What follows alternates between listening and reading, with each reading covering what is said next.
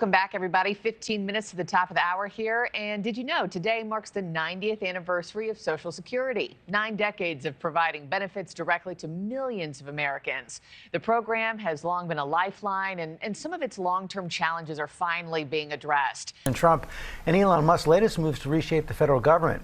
The top Social Security officials stepped down after Musk's team requested access to sensitive personal data about millions of Americans. New at 10 for you tonight. We begin in Coleman, where the county's Social Security office is among 4 Alabama locations on the Department of Government Efficiency list that is set to close. I said to her, I don't think you realize this. This is what Medicare fraud looks like. And so to prevent that, will Medicare have more gatekeeping, even for people with a Medicare supplement? Absolutely. Yeah, that's coming. The Centers for Medicare and Medicaid Services announced that starting in January 2026, they will be using artificial intelligence, or AI, in some coverage decisions in Medicare. On March 7th, 2026, the Social Security Administration flipped a switch, and 71 million Americans woke up in a completely different system. Your local Social Security office? It may already be closed. The person who used to handle your case in your community? They've been replaced by a national routing algorithm that could send your file to an agent 3,000 miles away, in a state whose laws they've never studied. And if you're on Medicare, a brand new AI program is now standing between you and your doctor's orders. This isn't coming. This already happened, and most people have no idea. Here are the numbers you need to know right now, what changed, and exactly what you need to do about it. Let's get into it. Well, it was a work that had gone on for a while, and we finally decided it was time to draw the line, get these 13 done. It fast tracks it. It helps people. Our whole job is to make it better for the American public. Let me break this down because there are 3 major changes that hit at once, and each one affects you differently. First, the National Workload Management System, or NWMS. Before March 7th, and when you called or visited your local Social Security office, your case was handled by staff in your community. These were people who understood your state's specific rules, your SSI income limits, your local Medicaid coordination, your state's disability determination process. That's gone.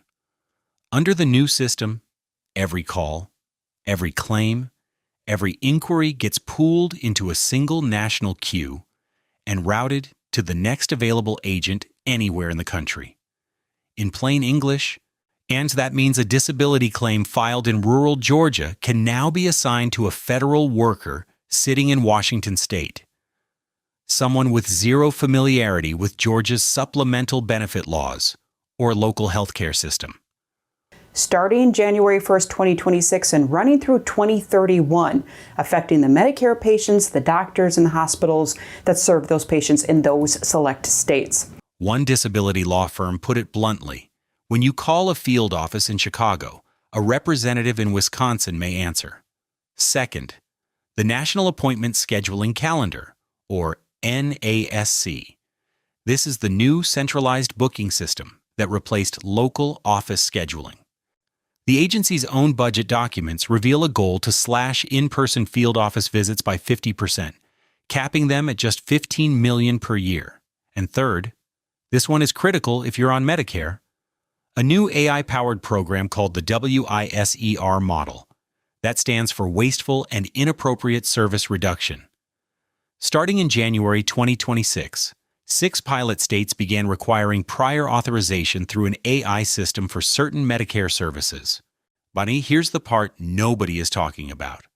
The Federal Register documentation for this program states that the third-party companies running the AI reviews will be compensated based on a share of the medical claims they deny. Translation: the AI companies make more money when they say no to your doctor. Now here's where it gets worse. Because these 3 changes didn't land on a system that was running smoothly. They landed on an agency that's been gutted. Elon Musk doesn't even know my job exists, right? But we do a lot. I mean, I'm a public servant, and I do this job because I love it. So yeah, I'm devastated, and my whole community lost their jobs, and I don't know what I'm going to do now. The SSA has lost approximately 7,000 employees, roughly 12% of its workforce, through forced buyouts and attrition. The Strategic Organizing Center analyzed bargaining unit data and found field offices lost at least 9% of their staff between March 2024 and August 2025 alone. When you factor in reassignments, the effective frontline reduction exceeds 13%. The median state now has a ratio of nearly 4,000 beneficiaries for every single field office worker. On top of the staffing crisis, 47 local offices have been marked for closure. Concentrated in rural, southern, and tribal communities, the Urban Institute found that people living on tribal lands already face driving times 16 minutes longer to reach a field office. Those distances are about to get dramatically worse. And here's the kicker. At the very same time offices are closing, new fraud prevention rules are requiring millions of recipients to verify their identity in person. The system is simultaneously demanding you show up and making it nearly impossible to do so. Now, to be fair, and plans to reduce the size of its workforce with a focus on functions and employees who do not directly provide mission-critical services. Social Security recently set a staffing target of 50,000, down from the current level of approximately 57,000 employees. The SSA commissioner has reported that the new scheduling system has reduced average phone wait times to 7.6 minutes, and the agency says the digital transition is improving overall efficiency. Hours of the overhaul. The agency cannot make up of the overhaul. The agency cannot make up for the loss of 7,000 staff with this method. He called it, and I'm paraphrasing here, dangerously inadequate for the scale of the problem. And on the Medicare side, the human cost is already visible.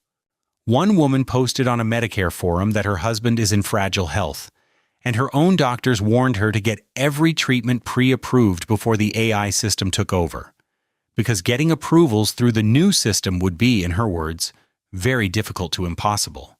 She's not an outlier. Medicare users across the pilot states are reporting the same fear. Stay with me here, because this part matters most. If you're currently receiving Social Security benefits and everything is running fine, your direct deposit is working, your amount is correct, you don't need to take action right now, but document everything. Screenshot your Social Security account. Save every letter. Print your benefit verification. If something goes wrong after March 7th, you need a paper trail proving what your benefits were before the transition. If you have a pending case, a disability claim, an appeal, an SSI application, call now. Do not wait. When you call, use the phrase dire need if your situation involves financial hardship or a medical emergency. That language triggers priority routing in the new system. Write down the name and location of every agent you speak with. If your case gets mishandled because an out-of-state agent doesn't understand your local rules, that record matters. If you're approaching 65 and about to enroll in Medicare, be aware that in 6 pilot states, the new AI prior authorization system is active. Ask your doctor's office whether any of your pending treatments or referrals require prior authorization under WISER. If they do, get them submitted and approved as quickly as possible. Do not let paperwork sit. And if you're hitting a wall, calls going nowhere, cases lost in the national queue, office closed and no appointment available, contact your congressional representative's office and request a formal congressional inquiry. This is not optional politeness. Congressional inquiries create a documented paper trail that forces the SSA to respond within a specific time frame. It is the single most effective tool you have when the system stops working for you. Here's the truth.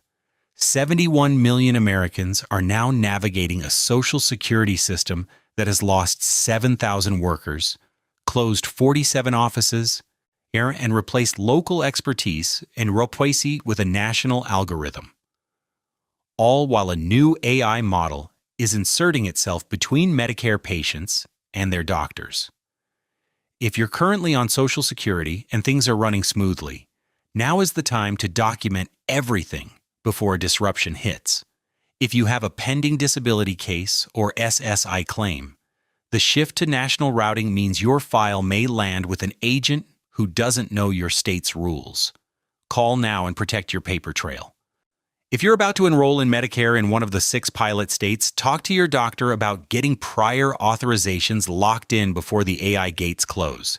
And if you're 5 to 10 years from retirement and watching this unfold, the 4,000 to 1 staffing ratio and the 2032 trust fund deadline tell you exactly how much harder this system is going to get.